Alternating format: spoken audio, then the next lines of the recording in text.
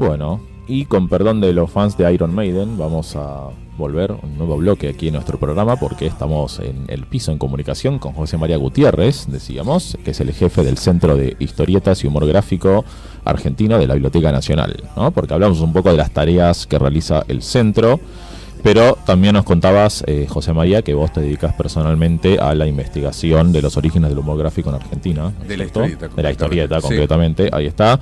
¿Nos querés contar un poco también de tu tarea y justamente de cuándo nace la historieta en Argentina un poco?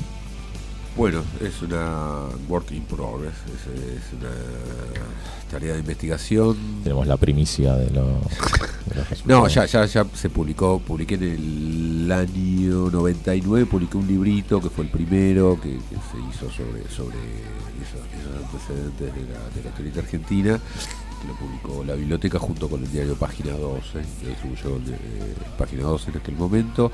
Ese es el primero. Después hicimos una antología junto con Judith, que se llama La Historieta Salvaje, que editó Ediciones de la Flor, que era una antología de las primeras series que se publicaron desde el año 1907. Pero yo sigo trabajando. Después se publicó también en la biblioteca lo que sería la primera historieta hecha con globos, la primera serie de historietas, que es de 1916.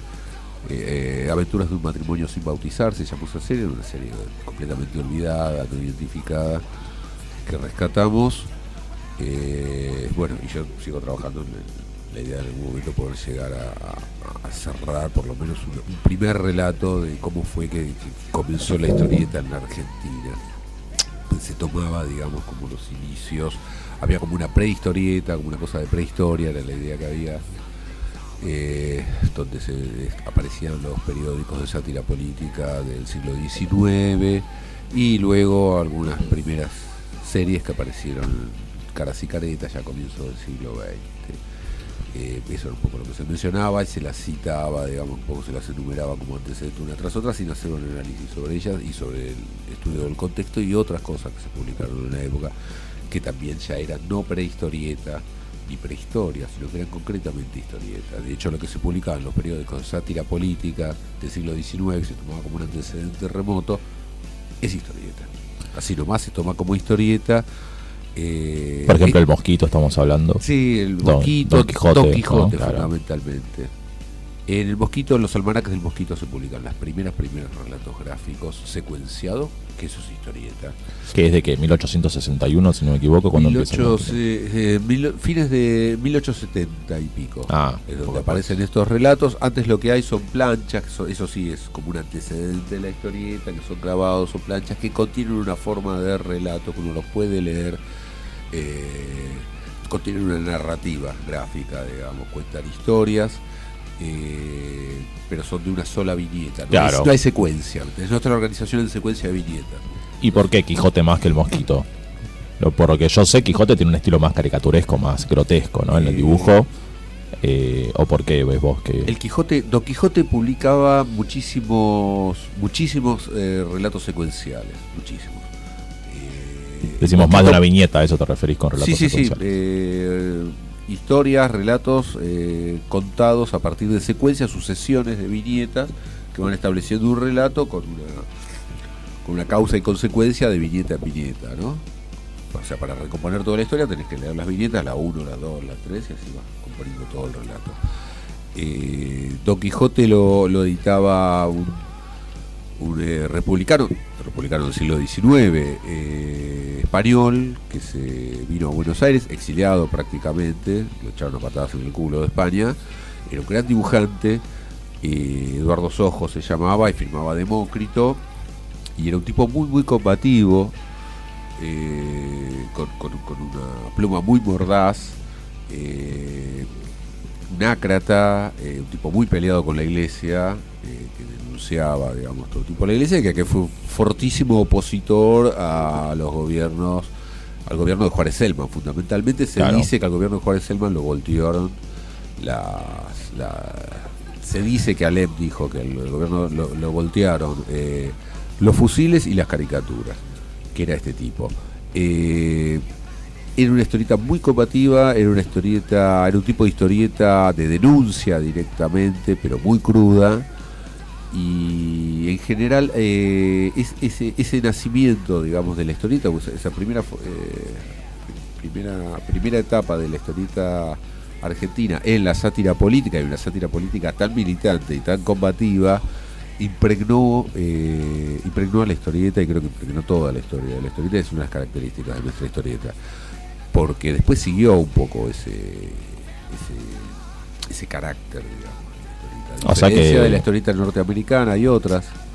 Sí, no, a diferencia, por ejemplo, de la historieta norteamericana, que tenía un carácter también social importante, pero que se genera en los periódicos, en los diarios.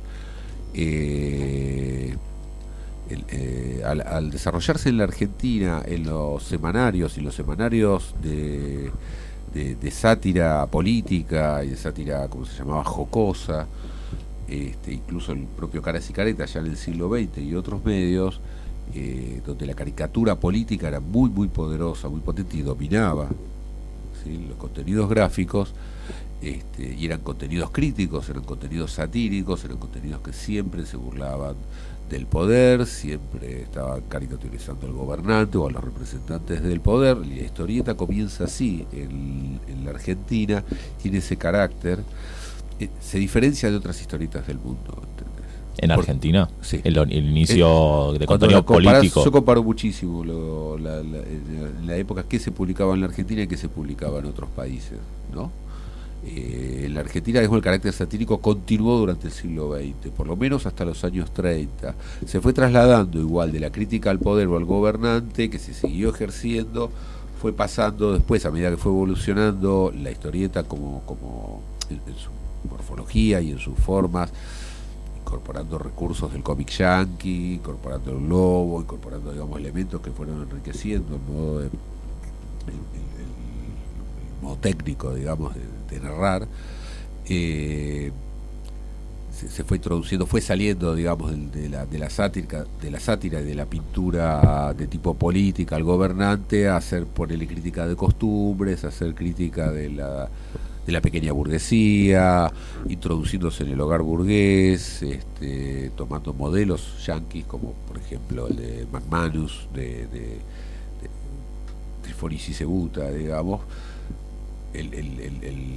La versión argentina de eso sería una historieta que empezó a publicarse en 1922, que se llamaba Pancho Talero, y es muy diferente a la norteamericana.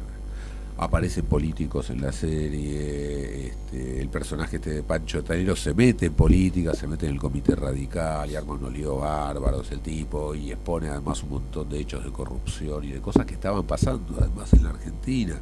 Tuvo problemas este tipo, el autor Lanteri, que es el primer historietista argentino. Yo creo que es el primer historietista argentino, el primer nativo argentino que publica series de historieta. Claro, ¿no? Porque un poco lo que te iba a decir. Tuvo problemas en serio, pero problemas en serio de encontrado materiales, documentos, digamos, que testimonian que hubo de la legislatura que hicieron, lo condenaron al tipo y le hicieron problemas al medio que lo publicaba, el medio lo bancó, a él la siguió publicando su historieta, pero tuvo problemas. Y fíjate que esa es una historieta al estilo norteamericano, con globos, hecha para la familia, publicado en un medio muy conservador, muy burgués, que es El Hogar. Sin embargo, tiene unos contenidos terribles, tremendamente críticos de la sociedad argentina, de la pequeña burguesía, de las cosas políticas, a veces con una mirada conservadora. No me fijo tanto cuál es la ideología del autor, de dónde se para el autor, sino el grado de compromiso y los temas que se metía el tipo y cómo los desarrollaba. Y esas son características de la historieta argentina, que impregnan todos los comienzos, por lo menos hasta 1930. Ahí hay una ruptura muy grande. Y ese es el periodo que yo tomo para estudiar. Llego hasta 1930, ¿no? Digamos, estamos hablando entonces de fin del siglo XIX con el Quijote, tal vez, hasta 1930. Hasta 1930 es un primer periodo orígenes. De orígenes y desarrollo muy importante, cuando ya se llega a hacer series que son populares. Bueno, la erupción de Patoruzú, concretamente, 1928, 1930 es la erupción de Patoruzú, que ya entramos en una siguiente etapa, como en un periodo completamente diferente para la historieta. Es cuando ya aparecen las revistas específicas, que empiezan a ser muy populares. Ya no se publica, ya no es la historieta dentro del medio, que es el semanario de actualidad, como era Cargas y Caretas y todo eso, que opinaba de política y hablaba de un montón de cosas, y también traía historietas, sino que ya existen revistas nada más que de historietas, y se empieza a orientar un poco los contenidos como que la historieta es para chicos o para chicos y jóvenes, ¿entendés? Empieza a haber ese tipo de orientación, digamos, para todo el género, para todo el lenguaje, que antes no existía. Había historietas para chicos que eran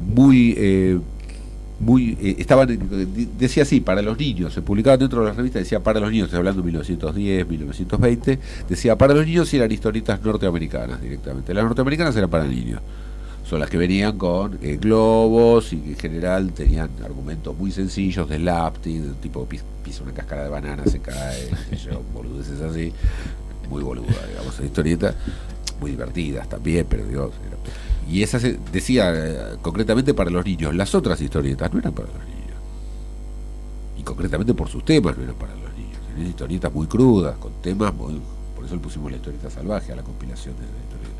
Se metían en temas, y se metían en temas que no se metían con otros artículos de prensa. La historieta era una zona liberada, además. ¿En qué sentido? Y era una zona donde los propios editores no tenían control sobre los artistas y sobre los creadores, porque como era algo tan nuevo, le decía, bueno, haceme una historia, haceme esta cosa, este nuevo artefacto que es el mezcla de dibujo con palabra, que es como una cosa nueva que mezcla las sensaciones, las percepciones, ¿no?, sensoriales, porque lees lo que dicen, o sea, lees algo que en realidad es auditivo, te mezcla los sentidos. ¿Eso es algo novedoso para principios del siglo XX? Totalmente. ¿En todo el mundo? No, absolutamente. Y si uno habla de caricaturas con epígrafes o con diálogo, ¿no es un antecedente, no es lo mismo, por ejemplo? No, no sé, pensando en mitad del siglo XIX o antes incluso, que ya debería existir algo así. Hay un cambio, digamos. Vos tenés por un lado las estampas, el dibujo con textos al pie, o las cosas más antiguas, las medievales, donde salía una cintita de la boca de los personajes en las miniaturas medievales. Pero no hay que confundirlo, porque en realidad, por ejemplo, las cintitas esas que salían de la boca de los personajes puede verse como un antecedente del globo de la historieta, del cómic, pero no es exactamente, no cumple la misma función. Lo que decían esas cintitas que proclamaban los personajes, aquí en la época de Rosas se publicaron litografías así, donde aparecían personajes que eran opositores a Rosas, entonces lo denostaba, cosas que se publicaban en Montevideo, exiliados en Montevideo de la época de Rosas, publicaba una revista que se llamaba Muera Rosas, así de clara, bueno, era claro, el grito argentino y Muera Rosas, y ponían unos grabados así tremendamente cruentos, donde lo acusaban de todo tipo de calamidades. Y salían esas cintitas de las bocas de los personajes, pero los tipos no dialogaban, los personajes dibujados no dialogaban con esas cintitas lo que hacían eran proclamas, claro, como discursos, ¿entendés? Y lo que hacían era representar lo que el tipo que estaba dibujado era, ¿sí? Rosa es una porquería, bla bla bla. No había una historia contenida en ese. No había diálogo, no articulaba un diálogo, ¿entendés? No había una acción fundada, claro, en lo que decían los tipos, entonces no representaba voces. No había un desarrollo temporal, digamos, dentro de ese... No había un desarrollo temporal, y además no representaba voces. Y lo que te digo de la gran fascinación, digamos, que ejerce la historieta cuando consigue cerrar, es cuando produce ese efecto donde vos estás leyendo lo que estás escuchando, algo que deberías escuchar, ¿entendés? Vos estás leyendo el globo del personaje, o lo ves al pie, y vos te creés que está hablando el personaje, y en realidad lo estás leyendo, el personaje no está hablando, el dibujito no habla, el dibujo en la realidad no habla, pero a la vez la magia que tiene el cómic hace que vos sientas que Clemente está hablando, y hasta le escuchás el tono de voz, sí, depende, claro, del tamaño que le pongan a la letra. Si pega un alarido y pone un ay así gigante, una onomatopeya, dices, está gritando. ¿Cómo gritar un dibujo? Los dibujos no gritan, no emiten sonido, ¿me entendés? Los dibujos. Entonces ese trastocamiento genera un poco la fascinación del cómic. ¿Y eso empezó como una televisión en Estados Unidos? Y eso es el globo, concretamente, el uso así como vos, sí comienza en Estados Unidos. Argentina fue pionera también en otros aspectos, como en los cortos animados, ¿no? Con como se llama Quirino Cristiani, por ejemplo, pero en la historieta, ¿cómo fue? Sí, bueno, Quirino Cristiani es lo que vos estás mencionando, claro, ¿no? Claro, eso es respecto al dibujo animado. Sí, con un sistema además que inventó él y que patentó él. Después, bueno, se sabe que que Walt Disney admiró, digamos, el trabajo no solo de Querido Cristiani, sino el de Quinterno, ¿no? Cuando hizo Un en Apuros, una producción que en realidad fracasó en cuanto a sus objetivos comerciales, pero que fue muy importante en cuanto a realización. Es la primera película de dibujos animados en color. Hay cortos también de Goofy haciendo de gaucho argentino, ¿no? De los años 40, que son increíbles. Bueno, porque se copan justamente. Claro, él era fanático Walt Disney de Argentina, sí. La Argentina, te digo una cosa, esto es algo que pocos saben, creo que ni los historietistas. La Argentina es uno de los primeros países del mundo, si no el primero, que reproduce en forma respetuosa y constante los primeros cómics norteamericanos, los primeros grandes cómics norteamericanos, porque además eran muy buenos. Esto es algo que se ha perdido en la historia, digamos, y es importante porque tuvo un efecto aquí. La Argentina había una producción enorme, importantísima, y una reproducción de cómics norteamericanos, y había como dos líneas: estaba el cómic norteamericano y aquellas historietas que se producían acá, que emulaban y que se hacían eco, digamos, de los aportes que hacía el cómic norteamericano, pero después también había un desarrollo propio en la Argentina, que siguió fuertemente hasta los años 30, en todo esto que te estoy contando, y que es una línea diferente a la del cómic norteamericano, que toma elementos del cómic norteamericano, que toma elementos de la historieta europea, de la historieta inglesa, de la historieta francesa, pero que es de aquí, con una línea, no solo por la temática, sino por las formas.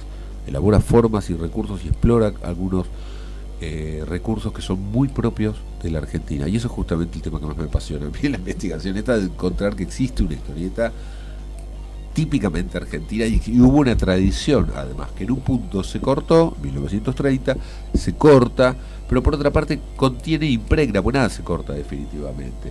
Los artistas que crecieron en esa etapa, que son muchísimos, los dibujantes, digamos, de la edad de oro de la Argentina, leyeron esas historietas y las vieron y las conocieron, y de algún modo las mamaron, y está contenido. Entonces se puede llegar a decir que existe una tradición de historieta argentina que es distintiva de lo nuestro, digamos, y respecto eso, a las otras del mundo. ¿Y por qué pensás que se llama? Puede ser, pienso en la inmigración tal vez como un factor importante.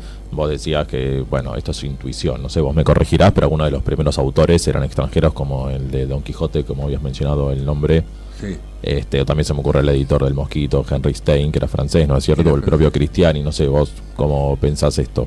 Sí, los primeros, bueno, los de la época, los del siglo XIX eran extranjeros, porque no había nativos produciendo, digamos, era así, los tipógrafos y la gente que hacía prensa y que editaba eran todos extranjeros.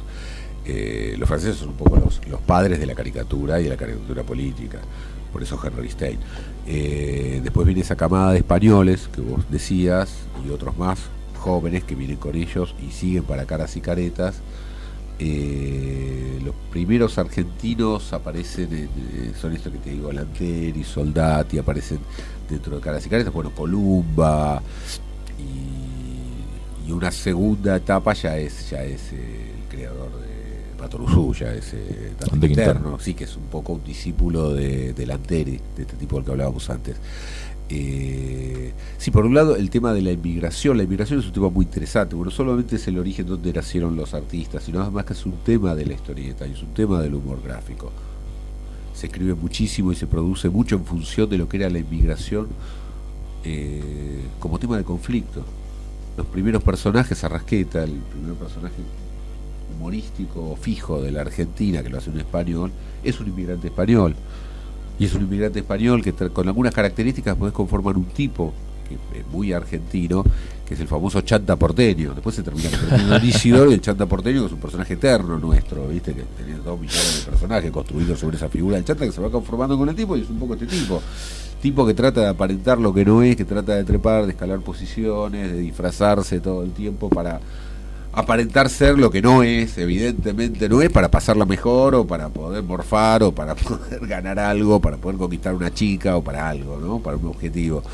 Se empieza a conformar desde ese primer personaje. Ya está contenido ahí, digamos, ese personaje, ¿no? Tan importante para nuestro humor y para nuestra historieta.